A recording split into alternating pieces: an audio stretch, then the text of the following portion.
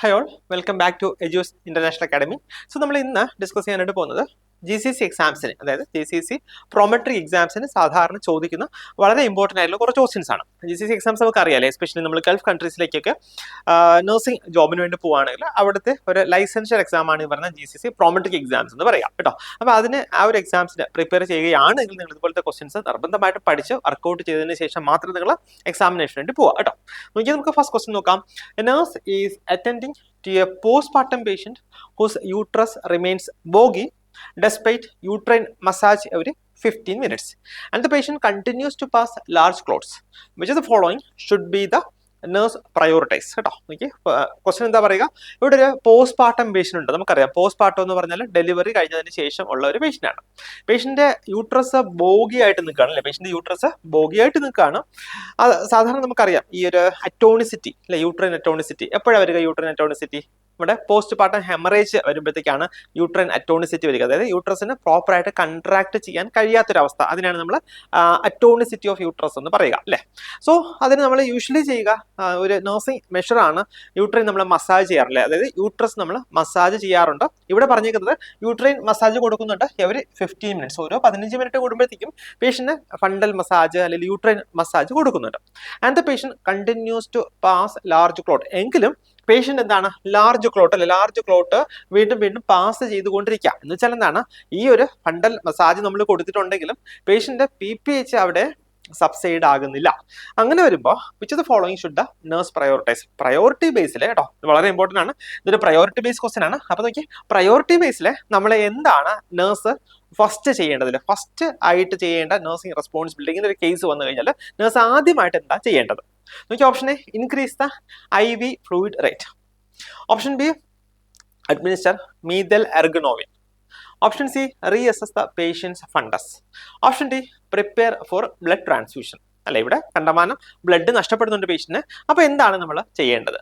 നോക്കി വളരെ ഇമ്പോർട്ടൻ്റ് ആണ്. അതായത് നമ്മൾ ഒരു സിനാരിയോ ബേസ് ചെയ്തിട്ട് ആ PPH പോസ്റ്റ് പാർട്ടം ഹെമറേജ് നമ്മൾ ആ ഒരു കണ്ടീഷൻ നമുക്ക് നന്നായിട്ട് അറിയാമെങ്കിൽ നമുക്ക് സിമ്പിൾ ആയിട്ട് ചെയ്യാൻ പറ്റുന്ന ഒരു ക്വസ്റ്റ്യൻ ആണ്. നോക്കി ആദ്യത്തെ ഓപ്ഷൻ നോക്കാം, increase the IV fluid rate അല്ലെ, IV ഫ്ലൂയിഡ് ഓൾറെഡി പേഷ്യന് പോകുന്നുണ്ടാവും. സോ അതിന്റെ റേറ്റ് ഇൻക്രീസ് ചെയ്യാനാണ് പറയുന്നത്. പക്ഷേ ഇവിടെ നോക്കി നമ്മൾ യൂട്രൈൻ മസാജ് ഒക്കെ കൊടുത്തിട്ടും ഈ പറയുന്ന യൂട്രൈൻ അറ്റോണിസിറ്റി അല്ലെങ്കിൽ ഹെമറേജിന് വലിയ വ്യത്യാസമൊന്നും വരുന്നില്ല. സോ അങ്ങനെ വരുമ്പോഴത്തേക്ക് ഓക്കെ IV ഫ്ലൂയിഡ് കൊടുക്കാം, പക്ഷേ പ്രയോറിറ്റി അതാണോ എന്നുള്ള കാര്യത്തിൽ നമുക്ക് ഡൗട്ട് ഉണ്ട് അല്ലേ. നോക്കിയേ അടുത്ത ഓപ്ഷൻ സി നോക്കിയേ, റീഅസസ് ദ പേഷ്യൻസ് ഫണ്ടസ് അല്ലേ. ഇവിടെ പ്രത്യേകിച്ച് വീണ്ടും റീഅസസ് ചെയ്യേണ്ട കാര്യമുണ്ടോ? അതായത് യൂട്രൈൻ ഫണ്ടസ് നമ്മൾ അസസ് ചെയ്യുന്നുണ്ട്, 15 മിനിറ്റ് വെച്ചിട്ട് നമ്മൾ യൂട്രൈൻ മസാജ് കൊടുക്കുന്നുണ്ട്. പിന്നെയും ഈ ഒരു കേസിൽ റീഅസസ് ഓഫ് പേഷ്യൻസ് ഫണ്ടസും ഒരു കൃത്യമായിട്ടുള്ള ഒരു സ്പെസിഫിക് ആയിട്ട് ആൻസർ ആയിട്ട് നമുക്ക് പറയാൻ കഴിയില്ല. ഓപ്ഷൻ ഡി നോക്കിയേ, prepare for blood transfusion. Okay, obviously നമുക്ക് പേഷ്യന്റിനെ പ്രിപ്പയർ ചെയ്യേണ്ടി വരും ബ്ലഡ് ട്രാൻസ്ഫ്യൂഷന് വേണ്ടി, ബ്ലഡ് ട്രാൻസ്ഫ്യൂഷൻ കൊടുക്കേണ്ടി വരും. പക്ഷേ ഇവിടുത്തെ പ്രയോറിറ്റി എന്ന് പറയുന്നത് എന്താണ്? ഇവിടുത്തെ പ്രയോറിറ്റി എന്ന് പറയുന്നത് അഡ്മിനിസ്റ്റർ മീഥൈൽ എർഗനോവിൻ എന്നുള്ളതാണ്. അതായത് മീഥൈൽ എർഗനോവിൻ അല്ലെങ്കിൽ മെത്തർജിൻ എന്നൊക്കെ പറയുന്ന ഡ്രഗ് ഉണ്ട് അല്ലേ. ബേസിക്കലി പോസ്റ്റ്പാർട്ടം ഹെമറേജിൽ നമ്മൾ ഇതുപോലെ യൂട്രൈൻ അറ്റോണിസിറ്റി ഒക്കെ വരുവാണെങ്കിൽ നമ്മൾ കൊടുക്കുന്ന ഡ്രഗാണ് മീഥൈൽ എർഗോമെട്രിൻ, മെത്തർജിൻ, മീഥൈൽ എർഗനോവിൻ എന്നൊക്കെ പറയുന്ന ഡ്രഗ് അല്ലേ. സോ ബേസിക്കലി വളരെ ഇമ്പോർട്ടൻ്റ് ആയിട്ട് ഈ ഒരു ഡ്രഗ് കൊടുക്കുമ്പോൾ നമ്മൾ ചെയ്യേണ്ട നമ്മുടെ നഴ്സസ് റെസ്പോൺസിബിലിറ്റി എന്താണ്? എസ്പെഷ്യലി പേഷ്യന്റിന് ഹൈപ്പർ ടെൻഷൻ ഉണ്ട് കേട്ടോ, പേഷ്യന്റിന് ഹൈപ്പർ ടെൻഷൻ ഉണ്ടെങ്കിൽ നമ്മൾ ഈ ഡ്രഗ് കൊടുക്കാനായിട്ട് പാടില്ല. അപ്പോൾ അതുകൊണ്ട് തന്നെ if you are administering this methyl ergometrin, methargin or methyl ergonovin, your drug if you are administering, you have to assess the patient's BP അല്ലേ. പേഷ്യൻ്റെ BP അസസ് ചെയ്തതിന് ശേഷം മാത്രം നമ്മൾ ഈ ഡ്രഗ് കൊടുക്കുക. Otherwise it will lead to എന്താ, പേഷ്യന് accelerated hypertension ഉണ്ടാകാം, മാലിഗ്നന്റ് ഹൈപ്പർ ടെൻഷൻ പോലുള്ള കോംപ്ലിക്കേഷൻസ് പേഷ്യൻ ഉണ്ടാകാം. വളരെ ഇമ്പോർട്ടൻ്റ് ആണ്. ഈ മെത്തർജിൻ എന്ന് പറയുന്ന ഡ്രഗും വളരെ ഇമ്പോർട്ടൻ്റ് ആയിട്ടുള്ളൊരു ഡ്രഗാണ് കേട്ടോ. നെക്സ്റ്റ് നോക്കിയേ, nurse is caring for a patient with a nasogastric tube in situ who suddenly starts to experience abdominal distension അല്ലെ. പേഷ്യന്റിന് നോക്കി റൈറ്റ്സ് ട്യൂബ് ഇരിപ്പുണ്ട്, NGT ഇരിപ്പുണ്ട്, പക്ഷെ എന്താണ് പേഷ്യന് സഡൻ ആയിട്ട് ഒരു അബ്ഡമിനൽ ഡിസ്റ്റൻഷൻ റൈസ് ചെയ്യാണ് അല്ലേ. പേഷ്യന് പെട്ടെന്നൊരു അബ്ഡമിനൽ ഡിസ്റ്റൻഷൻ ഉണ്ടാകുന്നു. What should the nurse do first? നോക്കി ഇതും അഗെയിൻ ഒരു പ്രയോറിറ്റി ബേസ്ഡ് ക്വസ്റ്റ്യൻ ആണ്. നോക്കി ഫസ്റ്റ് എന്ന് പറയുമ്പോഴത്തേക്ക് ആദ്യം നഴ്സ് ചെയ്യേണ്ട കാര്യം എന്താണ് അല്ലേ. നോക്കിയേ option a assess the bowel sounds, option b irrigate the NG tube with saline, option c check for NGT placement, option d notify the health care provider. നോക്കിക്കേ ഇങ്ങനെ ഒരു കണ്ടീഷൻ വരുമ്പോൾ, അതായത് പേഷ്യന് റൈൽസ് ട്യൂബ് ഉണ്ട്, പേഷ്യന് പെട്ടെന്ന് എന്താണ് ഒരു അബ്ഡമിനൽ ഡിസ്റ്റൻഷൻ എക്സ്പീരിയൻസ് ചെയ്യുന്നു. അങ്ങനെ വരുമ്പോഴത്തേക്ക് എന്താണ് നമ്മൾ നഴ്സ് ചെയ്യേണ്ടത്? നോക്കിയേ bowel sounds. Okay, bowel sounds നമുക്ക് ഈ ഒരു സിനാരിയോയിൽ ആദ്യം നമുക്ക് അസസ് ചെയ്യേണ്ട കാര്യമില്ല അല്ലേ. ഓക്കെ, ഇതൊരു പ്രയോറിറ്റി ബേസ് നമുക്ക് ചെയ്യേണ്ട കാര്യമില്ല. പിന്നെ നോക്കിയാൽ option b irrigate the NG2 with saline. നോക്കിക്കേ, NG2 ഉള്ള പേഷ്യൻ്റ് ആണ്. അപ്പോൾ നമ്മൾ സ്ട്രെയിറ്റ് അവേ നമ്മൾ പോയിട്ട് NG ട്യൂബ് സലൈൻ വെച്ചിട്ട് നമ്മൾ ഇറിഗേറ്റ് ചെയ്യാറുണ്ടോ? കാരണം സപ്പോസ് നിങ്ങൾ ആലോചിച്ച് നോക്കിയേ, ആ റൈറ്റ്സ് ട്യൂബ് അവിടെ നിന്ന് ഡിസ്പ്ലേസ് ആയി പോയിട്ടുണ്ട്. അത് മേ ബി നമ്മുടെ എയർവേയിലാണെങ്കിൽ നമ്മൾ അവിടെ പോയിട്ട് സലൈൻ വെച്ച് ഇറിഗേറ്റ് ചെയ്ത് കഴിഞ്ഞാൽ അത് പേഷ്യൻ്റെ റെസ്പിറേറ്ററി ട്രാക്റ്റിലേക്ക് അല്ലെങ്കിൽ ലങ്സിലേക്ക് ഈ പറയുന്ന സലൈൻ പോകാനുള്ള സാധ്യതയുണ്ട്, അല്ലാതെ ആസ്പിറേഷനിലേക്ക് നയിക്കാനുള്ള സാധ്യതയുണ്ട്. അപ്പം ഈ ഒരു ഓപ്ഷൻ നമുക്ക് കറക്റ്റ് ആണെന്ന് പറയാൻ കഴിയില്ല. Option d notify the health care provider. Obviously നമുക്ക് നോട്ടിഫൈ ചെയ്യേണ്ടതായിട്ട് വരും. പക്ഷെ ഫസ്റ്റ് നമുക്ക് ചെയ്യേണ്ടത് എന്താണ്? We have to check for NGT placement കേട്ടോ. ഈ നെയ്സോ ഗ്യാസ്ട്രിക് ട്യൂബിന്റെ പ്ലേസ്മെന്റ് നമുക്ക് ചെക്ക് ചെയ്യണം. അത് കറക്റ്റ് ആയിട്ട് പൊസിഷൻ ആണോ എന്നുള്ളത് നോക്കണം. എന്നിട്ട് നമുക്ക് വേറെയുള്ള കാര്യങ്ങളൊക്കെ ചെയ്യാം അല്ലെ. അപ്പൊ നോക്കിയാൽ ഓപ്ഷൻ സി ആണ് കേട്ടോ. ഓപ്ഷൻ സി ആണ് ഇവിടെ കറക്റ്റ് ആൻസർ ആയിട്ട് വരിക കേട്ടോ. അപ്പൊ ഇങ്ങനത്തെ പ്രയോറിറ്റി ബേസ്ഡ് ക്വസ്റ്റ്യൻസ് വരുമ്പോൾ നമ്മൾ ആ രീതിയിൽ ഒന്ന് ചിന്തിച്ചതിന് ശേഷം മാത്രം ആൻസർ ചെയ്യുക കേട്ടോ. നമുക്ക് നെക്സ്റ്റ് ക്വസ്റ്റ്യനിലേക്ക് പോകാമേ. Nurse Daniel is caring for a post-operative patient recovering from surgery. To minimize the risk of wound infection, he prioritized interventions that effectively reduce the likelihood of introducing pathogens. What is the most effective action? Okay, that's keyword. Most effective action the nurse Daniel can take. Option A, administer the prescribed antibiotic as ordered. Option B, perform thorough hand washing for 2 minutes before providing care. Option C, wear a protective mask while delivering patient care. Option D, encourage the patient to cover her mouth when coughing. Okay, ഇവിടെ എന്താണ്? ഇവിടെ ശരിക്കും പറഞ്ഞാൽ ഇതെല്ലാം നമ്മൾ ചെയ്യേണ്ട കാര്യങ്ങളാണല്ലേ. ഈ പറഞ്ഞ എല്ലാ ഇന്റർവെൻഷൻസും കറക്റ്റ് ആണ്. പക്ഷേ ഇവിടെ മോസ്റ്റ് ഇഫക്റ്റീവ് ആയിട്ടുള്ള ആക്ഷനാണ് ചോദിച്ചിരിക്കുന്നത് അല്ലെ. മോസ്റ്റ് ഇഫക്റ്റീവ് ആയിട്ടുള്ള ആക്ഷൻ ആണ് എന്തായിരിക്കും? നോക്കിയാൽ administer prescribed antibiotic as order. Post operative patient ആകുമ്പോഴത്തേക്ക് we have to administer antibiotics അല്ലേ. നമുക്ക് ആന്റിബയോട്ടിക്സ് അഡ്മിനിസ്റ്റർ ചെയ്യേണ്ടതായിട്ട് വരും അല്ലെ. പക്ഷെ അതൊരു ഈ ഒരു സിനാരിയോയിൽ അത് ആപ്ലിക്കബിൾ ആണോ എന്നുള്ളത് നമ്മൾ നോക്കണം കേട്ടോ. എനിവേ നമുക്ക് നോക്കാം കേട്ടോ.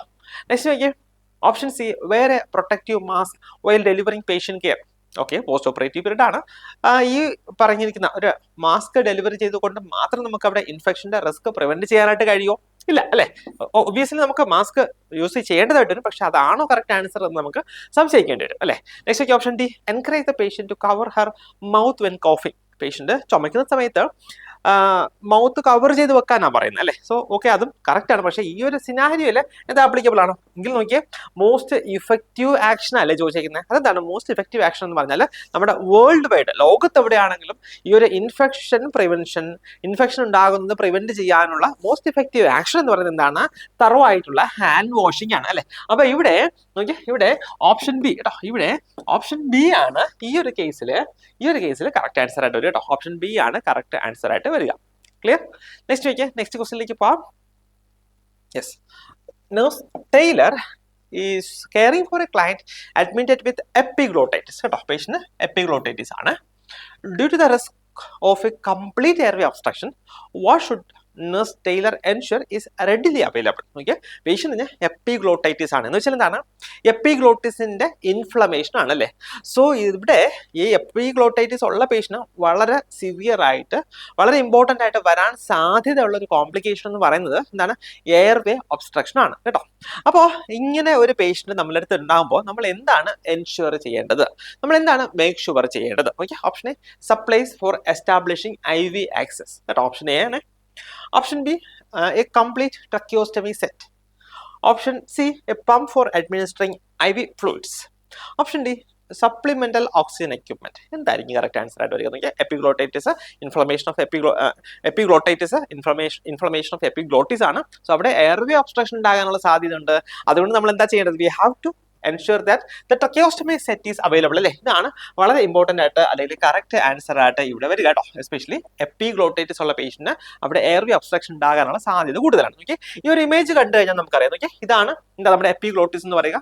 സോ ഇവിടെ ഇതിന് ഇൻഫ്ലമേഷൻ കൂടെ കേട്ടോ. ഇതിന് ഇൻഫ്ലമേഷൻ എന്ന് പറഞ്ഞാൽ ഇവിടെ എഡിമ, സ്വെല്ലിംഗ് ഉണ്ടാവും അല്ലേ. സോ സ്വെല്ലിംഗ് ഉണ്ടായി കഴിഞ്ഞാൽ ഈ കാണുന്ന ഇതാണ് നമ്മുടെ എയർവേ എന്ന് പറയാം അല്ലേ. ഓക്കെ, ഈ എയർവേ ബ്ലോക്ക് ചെയ്യാനുള്ള സാധ്യത ഉണ്ട് അല്ലേ. അങ്ങനെ വന്നു കഴിഞ്ഞാൽ പേഷ്യന്റ് എയർവേ ഒബ്സ്ട്രക്ഷൻ ഉണ്ടായി പേഷ്യന്റ് ഡെത്തിലേക്ക് പോകും അല്ലെ. പേഷ്യന്റ് പ്രോപ്പറായിട്ട് എയർവേ അല്ലെങ്കിൽ പ്രോപ്പറായിട്ട് പേഷ്യന്റ് എയർ കിട്ടാണ്ട് വരും അല്ലെ.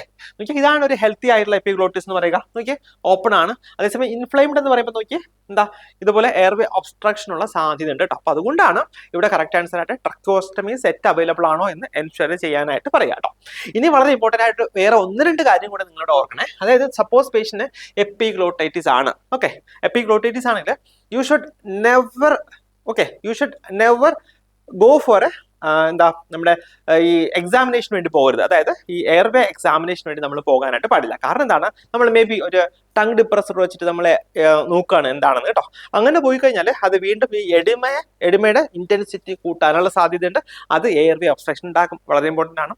ഇനി ചോദിക്കാം, ഏത് പൊസിഷനാണ് എപ്പിഗ്ലോട്ടൈറ്റിസ് ഉള്ള പേഷ്യന്റ് ആണെങ്കിൽ ഏത് പൊസിഷനാണ് കൊടുക്കുക എന്ന് ചോദിച്ചു കഴിഞ്ഞാൽ എന്താണ്, അത് ട്രൈപോഡ് പൊസിഷൻ ആണ് കേട്ടോ. ട്രൈപോഡ് പൊസിഷൻ നമുക്കറിയാലോ, പേഷ്യന്റ് ഇങ്ങനെ നിർത്തിയിട്ട് കൈ ഇങ്ങനെ വെച്ചിട്ട് ഇങ്ങനെ നിൽക്കാനായിട്ട് പറയില്ലേ. എന്ന് വെച്ചാൽ ഈ പറയുന്ന എയർവേ ഓപ്പൺ ആക്കി നിർത്താൻ വേണ്ടിയാണ് നമ്മൾ സാധാരണ ഈ ട്രൈപോഡ് പൊസിഷൻ കൊടുക്കണം എന്ന് പറയുക. അപ്പം ഒന്നാമത്തെ കാര്യം, നമ്മൾ ഒരു എയർവേ എക്സാമിനേഷൻ അല്ലെങ്കിൽ ഒരു ടങ് ഡിപ്രസർ എന്ന് വെച്ചിട്ട് എക്സാമിനേഷന് വേണ്ടി പോകരുത്. If the patient is having epiglottitis it will lead to obstruction of the airway. വളരെ ഇമ്പോർട്ടന്റ് ആണ്.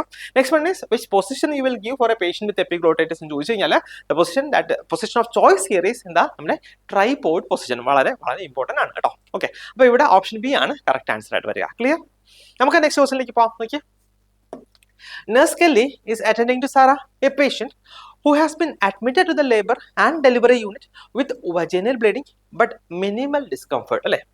Here the patient is having the vaginal bleeding. What should be the nurse Kelly's initial action? ഇവിടെ നോക്കിയാൽ initial action ആയിട്ട് വരേണ്ടത് എന്താണ്, വളരെ important ആണ്. നോക്കിയാൽ ഇതും ഒരു പ്രയോറിറ്റി ബേസ് ചെയ്തിട്ടുള്ള ക്വസ്റ്റ്യൻ ആണ് അല്ലെ. നോക്കിയാൽ option a assess the fetal heart tones. Option b evaluate the cervical dilation. Option C, determine the firmness of the uterus. Option D, gather a comprehensive history. നോക്കിയേ, ഇവിടെ പേഷ്യന്റ് വജൈനൽ ബ്ലീഡിംഗ് ആണ്. ഇവിടെ discomfort കാര്യമായിട്ടില്ല അല്ലെ. That means എന്താണ്, we are suspecting placenta previa അല്ലെ. Patient placenta previa ആകാനുള്ള സാധ്യതയാണ് കൂടുതൽ അല്ലെ. ഇവിടെ painless patient painless vaginal bleeding ആണ്. അതുകൊണ്ട് തന്നെ പ്ലാസെന്റ പ്രീവിയ ആകാനുള്ള സാധ്യതയാണ് ഇവിടെ കൂടി വരിക അല്ലെ. സോ അങ്ങനെ വരുമ്പോൾ നമ്മുടെ ഇനിഷ്യൽ ആക്ഷൻ എന്താണ്, we have to make sure that the fetus is healthy അല്ലെ. ഫീറ്റസിനെ അത് ബാധിച്ചിട്ടില്ല എന്ന് നമുക്ക് എൻഷുർ ചെയ്യണം. അങ്ങനെയാണെങ്കിൽ നമ്മുടെ ഇനിഷ്യൽ ആക്ഷൻ എന്താകണം, yes we have to assess the fetal heart tones അല്ലെങ്കിൽ ഫീറ്റൽ ഹാർട്ട് റേറ്റ് അസസ് ചെയ്യുക എന്നുള്ളതാണ് ഇവിടെ പ്രയോറിറ്റി നഴ്സിംഗ് ഇന്റർവെൻഷൻ ആയിട്ട് വരിക. അതുകൊണ്ട് തന്നെ എന്താ ഓപ്ഷൻ എ കേട്ടോ, ഓപ്ഷൻ എ ആണ് ഇവിടെ കറക്റ്റ് ആൻസർ ആയിട്ട് വരിക കേട്ടോ. അപ്പൊ നമ്മൾ വളരെ ഇമ്പോർട്ടന്റ് ആയിട്ട് സാധാരണ റിപ്പീറ്റ് ആയിട്ട് നമ്മുടെ GCC എക്സാംസിനൊക്കെ ചോദിക്കുന്ന കുറച്ച് ക്വസ്റ്റ്യൻസ് ആണ് നമ്മളിവിടെ ഡിസ്കസ് ചെയ്തത്. ഇതുപോലത്തെ ക്വസ്റ്റ്യൻസ് നിങ്ങൾ നന്നായിട്ട് പഠിക്കുക. ക്വസ്റ്റ്യൻസിനെക്കാൾ ഉപരി നമ്മൾ എന്ത് ചെയ്യുക, ടോപ്പിക്സ് നന്നായിട്ട് പഠിക്കുക, എന്നിട്ട് ക്വസ്റ്റ്യൻസ് പഠിക്കുക. ക്വസ്റ്റ്യൻസ് വർക്ക്ഔട്ട് ചെയ്ത് പോവാണെങ്കിൽ നിങ്ങൾക്ക് ഉറപ്പായിട്ട് എക്സാം ഫസ്റ്റ് ചാൻസിൽ തന്നെ പാസ്സാകാനായിട്ട് കഴിയും കേട്ടോ. ഇനി ഒരു കാര്യം കൂടെ പറഞ്ഞോട്ടെ, നമ്മുടെ എജുസ് അക്കാഡമിയിൽ ഈ എല്ലാ കോഴ്സസിന്റെയും അതായത് നഴ്സിംഗ് പ്രോമെട്രിക് എക്സാംസ് ആയിക്കോട്ടെ, പിയേഴ്സൺ വ്യൂ ഇപ്പം ഒമാന് ഹാദ് പോലെയുള്ള പിയേഴ്സൺ വ്യൂ എക്സാംസ് ആയിക്കോട്ടെ, ഇതിന്റെ എല്ലാം കോച്ചിങ് നമുക്ക് അവൈലബിൾ ആണ്. നിങ്ങൾ എക്സാം എഴുതാൻ നിങ്ങൾ എക്സാം എഴുതാൻ പ്ലാൻ ചെയ്യുന്നുണ്ടെങ്കിൽ നന്നായിട്ട് പഠിച്ച് കോച്ചിങ് എടുത്തതിന് ശേഷം മാത്രം എഴുതുക. സോ ദാറ്റ് നമുക്ക് ഫസ്റ്റ് ചാൻസിൽ തന്നെ പാസ് ആകാനായിട്ട് കഴിയും. സോ നന്നായിട്ട് പഠിക്കുക.